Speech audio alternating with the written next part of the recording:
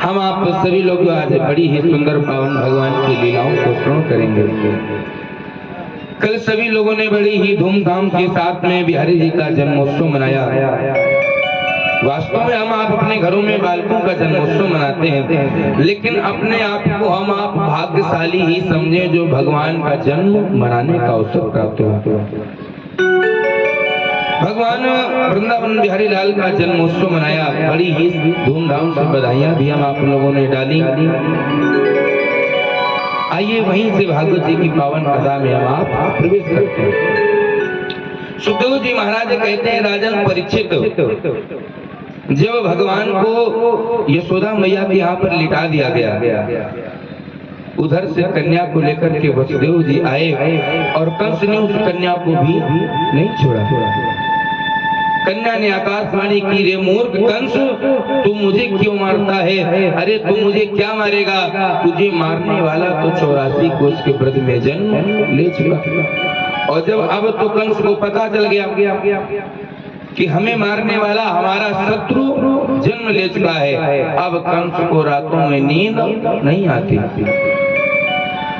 कंस को रातों में नींद नहीं आती। अब ये और भयभीत हो रहा है, सोच रहा है कि जो हमें मारने वाला है उसे कैसे ढूंढा जाए। इधर नंदगांव में मैया यशोदा के बगल में जब एक लाला लेटा है रात में,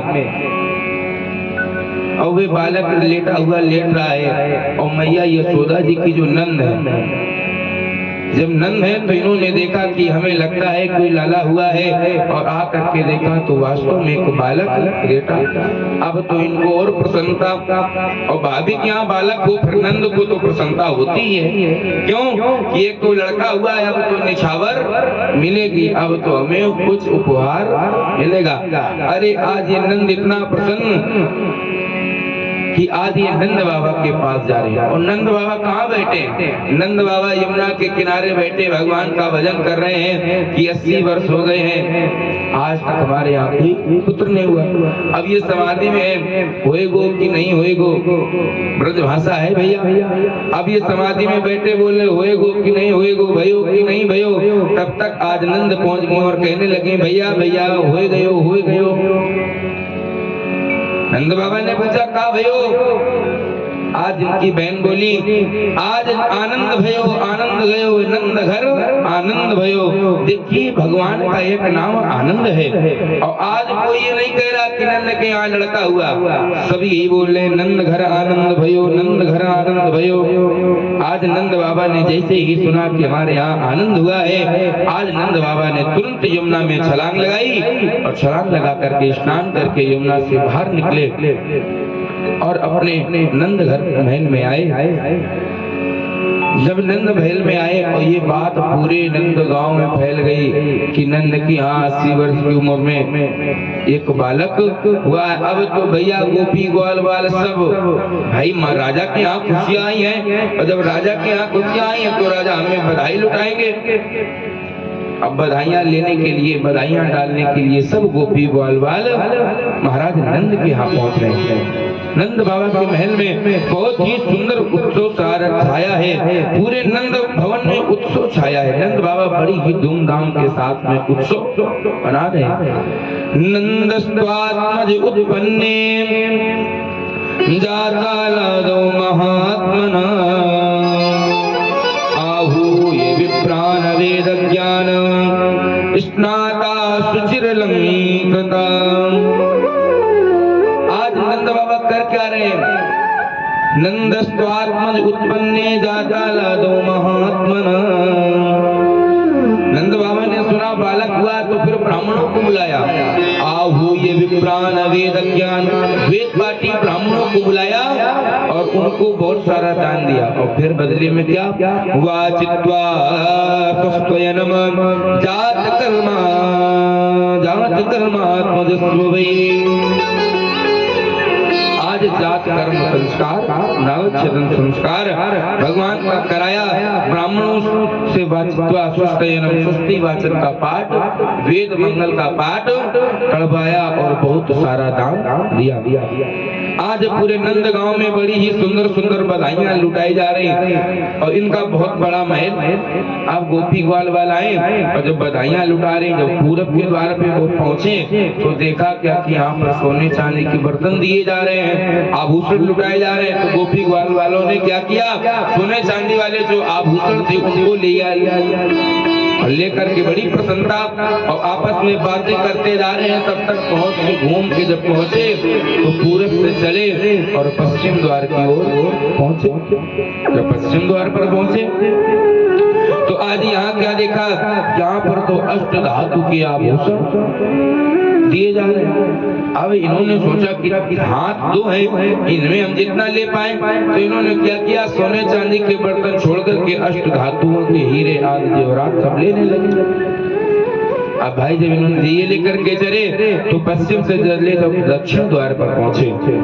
दक्षिण द्वार पर पहुंचे तो इन्होंने क्या देखा कि यहाँ पर तो अष्ट धातु के ही बर्तन बांटे जा रहे हैं, आभूषण बांटे जा रहे हैं। तो इन्होंने वो सब छोड़ करके अष्ट धातु ले ली। हाँ, और फिर जब उसके बाद में उत्तर द्वार पे पहुंचे तब इन्होंने देखा कि उत्तर के द्वार पर तो हीरे जेवरात पुकराज मोती मालाएं दी जा रहे हैं। तो इन गोपी ग्वाल वालों ने उनको छोड़ करके ये दिया।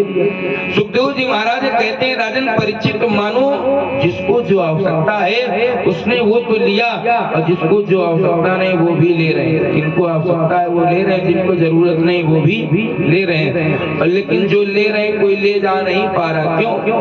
हल्का माल देखते हैं तो छोड़ देते हैं, भारी के चक्कर में लग जाते हैं, ये महंगी वस्तु है, लेकिन कोई नहीं। और सबसे तो महंगे परमात्मा है। अब जब गोपी ग्वाल वाल भगवान के दर्शन करने जाते हैं तो मानो सब छोड़ देते हैं। मानो उनके मन में भाव आता है कि इनके जैसा फिर कोई और नहीं। मानो सब सोचते हैं कि ये बालक हमको मिल जाए। आज मैया यशोदा को बधाई दे रही है। आज नंद बाबा ने मानो सर्वस्व दान कर दिया। सर्वस्व दान दीन सब काहू, जिन पावा राखा नहीं काहू। आज मानो नंद बाबा ने सर्वस्व ही दान कर दिया।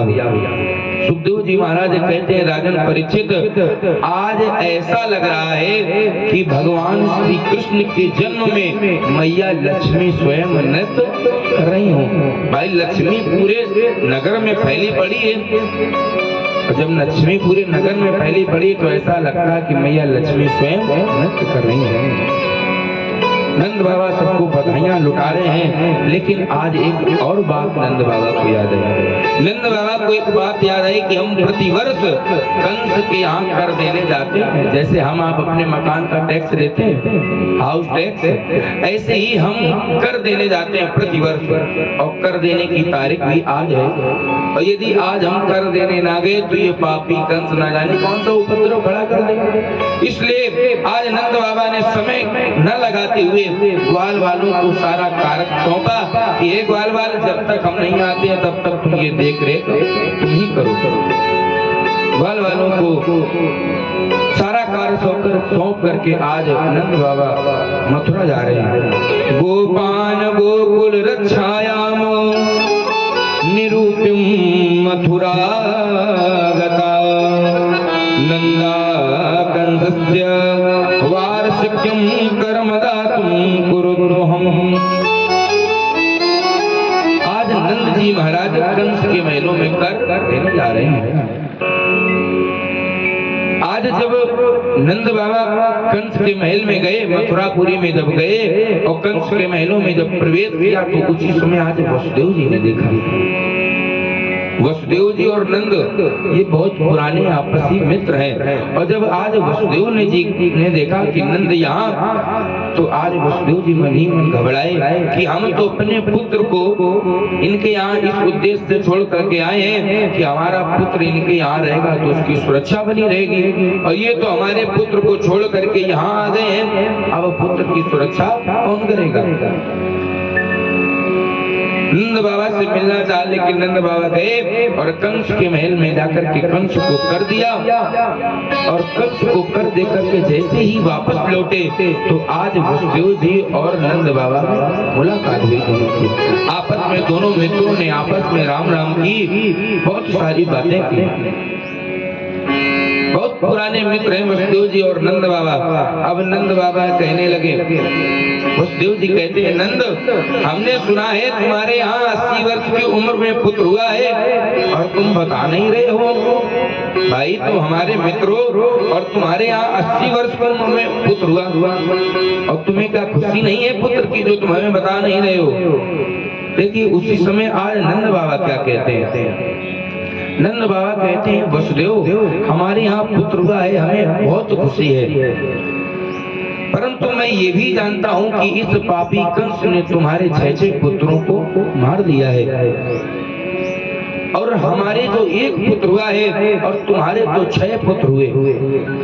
तुम्हारे 6 पुत्र हुए और हमारे एक पुत्र हुआ, इसलिए मित्र तुम्हारे जीवन में तो बहुत बड़ा दुख है और हमारे जीवन में एक तिल मात्र का सुख आ गया तो हम कैसे तुम्हें बताएं।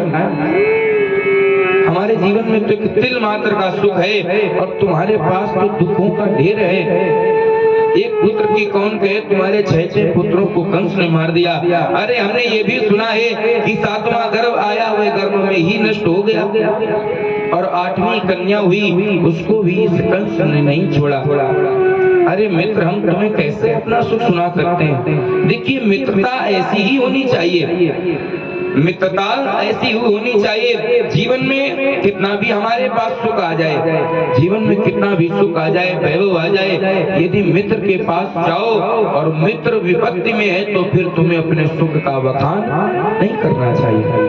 क्यों? क्योंकि वो तो पहले से ही दुखी है और तुम जाकर के यदि उसको अपनी सुख सुनाओगे तो फिर उसको सुख सुहाएगा नहीं, उसको तो दुख ही लगेगा। कुछ लोग होते हैं, देखा कि हमारा मित्र दुखी है, इसके 2 पुत्र हैं और 2 पुत्र इसका साथ नहीं देते और जाएंगे और उसके सामने यही कहेंगे, अरे मित्र तुम्हारे भी 2 पुत्र हमारे, देखो हमारे पुत्र हमारे कितने साथ देते हैं, तो फिर दुख तो होना ही है। इसलिए मित्रता कैसी है, मित्रता ऐसी होनी चाहिए कि मित्र पर यदि दुख है तो फिर तुम भी उसके दुख में सम्मिलित होना चाहिए। ये नहीं कि मित्र दुखी और तुम उसके सामने सुख का बखान कर रहे हो। रामायण में बड़ी सुंदर चौपाई आई है, जिन मित्र दुख हो ये दुखारी, तिन्हि बिलोकत पात तुम्हारी।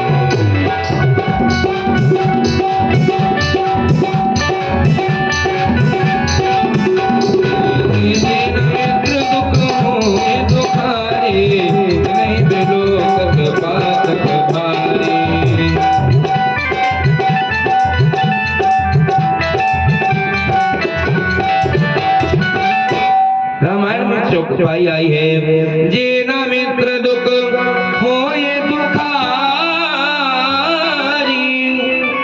तिन्हि बिलोकत पातक भारी। जो मित्र के दुख में सम्मिलित नहीं होता है तो फिर उससे बड़ा उसके जीवन में कोई पातक नहीं है। और आजकल के मित्र कैसे होते हैं, आजकल के मित्र, जब तक तुम्हारे पास धन है, जब तक दौलत है, तब तक तो तुम्हारे पास मित्र हैं और जिस दिन तुम्हारे पास धन खत्म उस दिन से मित्रता भी खत्म।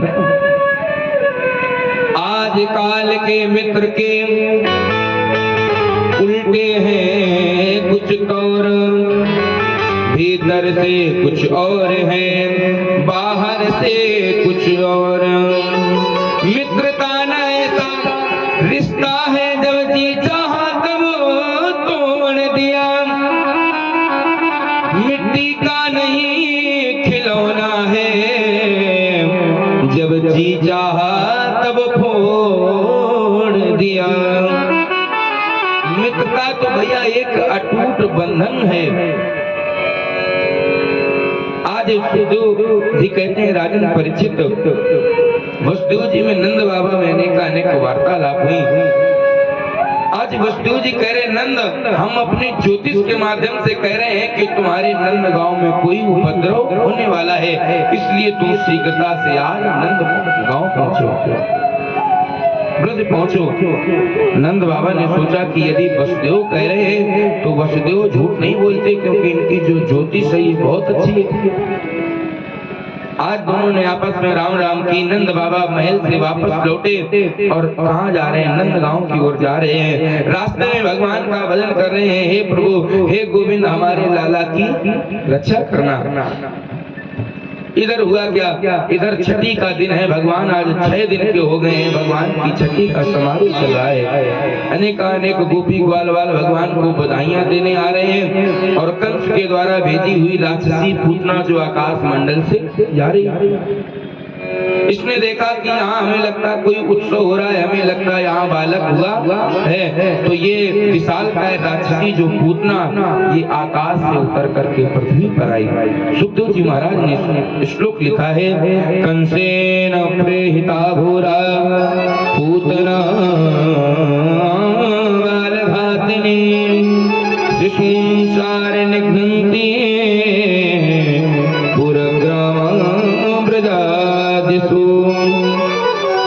ये जो पूतना है ये आकाश मंडल से गांवों नगरों का भ्रमण करते हुए जा रही है। इसने आज देखा कि हमें लगता है यहाँ कोई उत्सव हो रहा है, तो इसने अपने शरीर को अपने नीचे उतर के आई। और ये जो राक्षसी पूतना ये कितनी बड़ी है? 6 कोस की पूतना। 1 कोस होता है 3 किलोमीटर का। ये इतनी विशाल पूतना इसने आज अपने स्वरूप को इतना सुंदर बनाया, इतना सुंदर बनाया।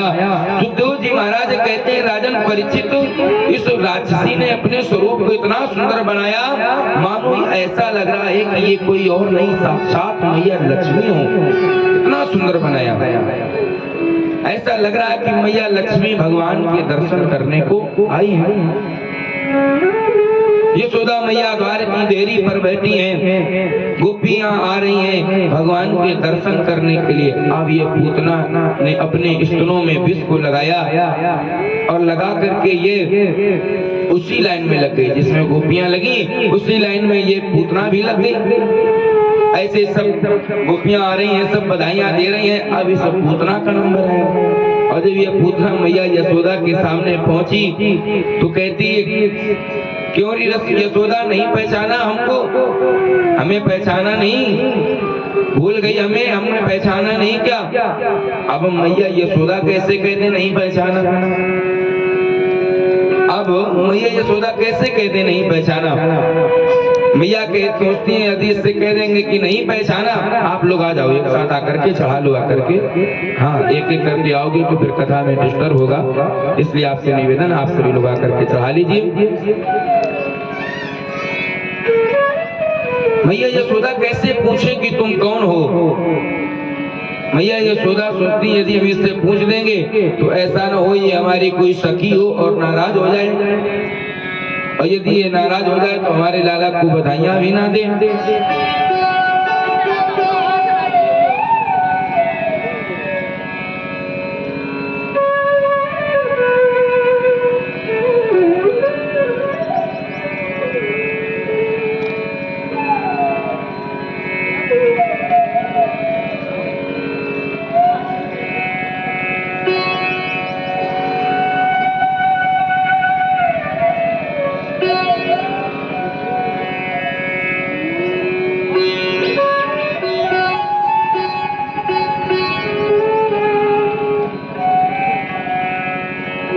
बोलिए भक्त और भगवान की जय हो, वृंदावन बिहारी लाल की जय हो, गुरुदेव भगवान की जय हो। आज ये पूतना ने विशाल का रूप बनाया और ये रूप को बना करके आज मैया यशोदा से अनुमति लेकर के उस महल में प्रवेश किया। सुखदेव जी महाराज कहते हैं, राजन परीक्षित जैसे ही ये पूतना प्रवेश की तो आज भगवान कृष्ण ने इस पूतना को देख करके अपने नेत्रों को बंद कर लिया। पूतना को देख करके भगवान ने नेत्रों को बंद कर लिया। परीक्षित जी महाराज कहते हैं, गुरुदेव अभी आप ही कह रहे थे कि पूतना ने इतना सुंदर शरीर बनाया कि मानो मैया लक्ष्मी स्वयं लग रही हो, और फिर अब आप कह रहे हो कि भगवान ने नेत्र बंद कर लिए, ऐसा क्या कारण? सुखदेव जी महाराज कहते हैं, राजन परीक्षित मानो भगवान ने इसलिए अपने नेत्र बंद कर लिए हों, मानो भगवान ने इसलिए अपने नेत्र बंद कर लिए हो कि हमारा तो जन्म माखन मिश्री खाने के लिए हुआ है और ये पूतना हमें विष पिलाने आई है, इसलिए विष पीने का कार्य हमारा नहीं, विष पीने का काम तो भगवान शंकर का है। मानो भगवान शंकर का ध्यान कर रहे हो, प्रभु आप आकर के विष का पान करो। दूसरा कारण, मानो भगवान ने अपने नेत्रों को इसलिए बंद कर लिया कि जो ये पूतना है इसने अपने शरीर को माया रूपी शरीर बनाया है और हमारी जैसे ही इस पर दृष्टि पड़ेगी तो इसका माया रूपी शरीर हट जाएगा और ये पुनः से अपने रूप में आ जाएगी। और यदि ये अपने रूप में आ गई तो फिर मैया यशोदा गोपी ग्वाल बाल सब डर जाएंगे। मानो भगवान ने इसलिए अपने नेत्रों को बंद कर लिया। इस प्रकार से अनेक भगवान के नेत्र बंद करने के कारण है। सुखदेव जी महाराज कहते, राजन परीक्षित, भगवान तो सदैव भक्त का हृदय देखते हैं, भगवान भक्त का रूप नहीं देखते कि भक्त सुंदर तो इसको दर्शन देंगे। भगवान तो सदैव भक्त का हृदय देखते हैं और यदि भगवान को पाना है तो फिर हृदय को सुंदर बनाना पड़ेगा और तन को सुंदर बना करके, इस शरीर को सुंदर बना करके हम आप संसार को मोहित कर सकते हैं, संसार की हर एक प्राणी को मोहित कर सकते हैं। लेकिन यदि भगवान को मनाना है, भगवान को प्रसन्न करना है तो फिर हृदय को निर्मल बनाना पड़ेगा। इसलिए रामायण कहती है